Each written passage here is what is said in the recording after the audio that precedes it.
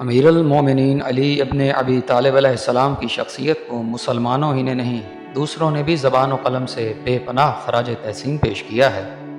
علی کے فضائل و کمالات کا اعتراف دراصل اسلام اور رسول گرامی اسلام کی تعلیم و تربیت کی عظمت کا اعتراف ہے۔ رہتی دنیا تک ارباب انصاف فرزند ابو طالب کی شان بیان کرتے رہیں گے۔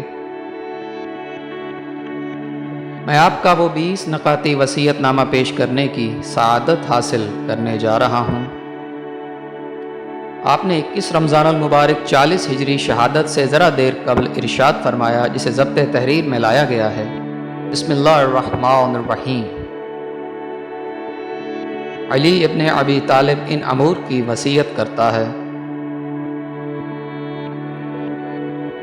علی خدا کی وحدانیت و یکتائی کی گواہی دیتا ہے اور اقرار کرتا ہے کہ محمد اللہ کے بندے اور پیغمبر ہیں۔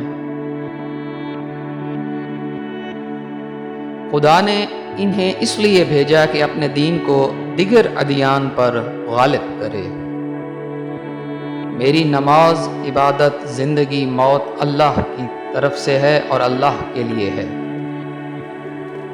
اس کا کوئی شریک نہیں، مجھے اس کا حکم دیا گیا ہے اور میں خدا کے تسلیم شدگان میں سے ہوں۔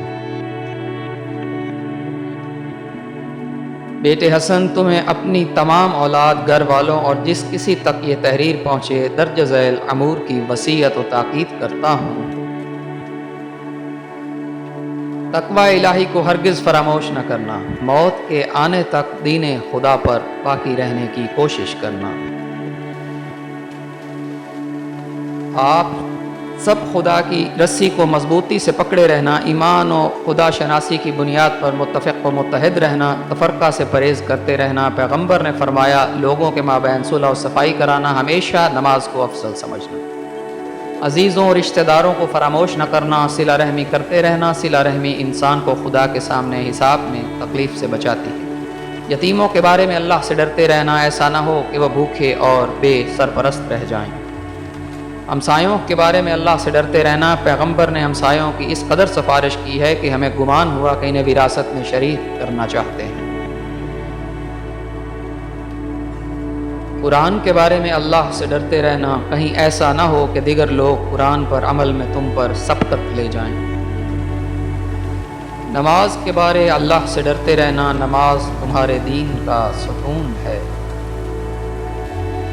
خانہ خدا کعبہ کے بارے میں اللہ سے ڈرتے رہنا، ایسا نہ ہو کہ حج چھوٹ جائے، اگر حج ترک ہو گیا تو تمہیں مہلت نہیں دی جائے گی اور دوسرے تمہیں اپنا نوالا بنا ڈالیں گی۔ اللہ کی راہ میں جہاد کے بارے میں اللہ سے ڈرتے رہنا، اس راستے میں جان و مال سے دریغ نہ کرنا۔ زکوٰۃ کے بارے میں اللہ سے ڈرتے رہنا، زکوٰۃ غضب خدا کی آگ کو بجھاتی ہے۔ اپنے پیغمبر کی ذریت کے بارے میں اللہ سے ڈرتے رہنا، ایسا نہ ہو کہ وہ نشانہ ستم قرار پائیں۔ صحابہ و دوستان پیغمبر کے بارے میں اللہ سے ڈرتے رہنا، رسول خدا نے ان کے بارے میں سفارش کی۔ فقراء و ناداروں کے بارے اللہ سے ڈرتے رہنا، انہیں زندگی میں اپنا شریک بنائے رکھنا۔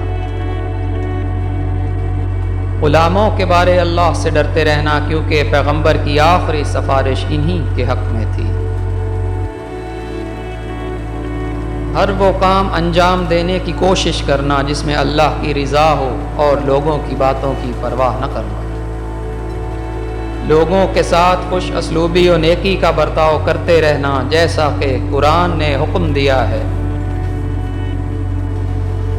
امر بالمعروف اور نہی عن المنکر کو ترک نہ کرنا، اسے ترک کرنے کا نتیجہ یہ ہوگا کہ برے اور ناپاک لوگ تم پر مسلط ہو جائیں گے اور تم پر ستم کریں گے۔ اس وقت تمہارے نیک لوگ جتنی بھی دعائیں مانگیں قبول نہ ہوں۔ تم پر لازم ہے کہ دوستانہ تعلقات کو فروغ اور ایک دوسرے کے ساتھ نیکی کرتے رہنا، ایک دوسرے سے علیحدگی کے تعلقات ختم کرنا اور تفرقے میں نہ پڑنا۔ خیر کے کاموں کو ایک دوسرے کی مدد سے مل جل کر انجام دیتے رہنا۔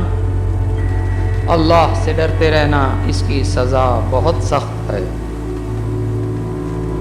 خداوند تم سب کو اپنی حمایت میں محفوظ رکھے، امت پیغمبر کو توفیق دے کہ وہ تمہارے اور پیغمبر کے احترام کی حفاظت کرے۔ تم سب کو خدا کے سپرد کرتا ہوں، تم سب پر حق کا درود و سلام۔ سامعین کرام، حضرت علی علیہ السلام کی یہ وصیت تمام امت مسلمہ تک